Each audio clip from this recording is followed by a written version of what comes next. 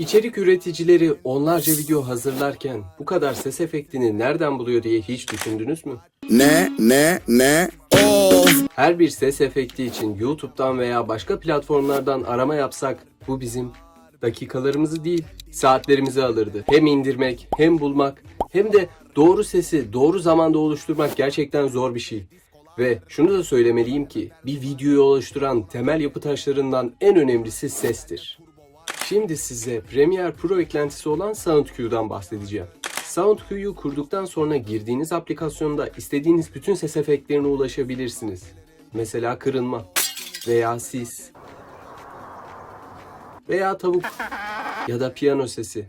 İşte bunun gibi sesleri sadece tek tıkla timeline'a atabiliyorsunuz. SoundQ'yu gerçekten profesyonelseniz kesinlikle kullanmanızı tavsiye ederim.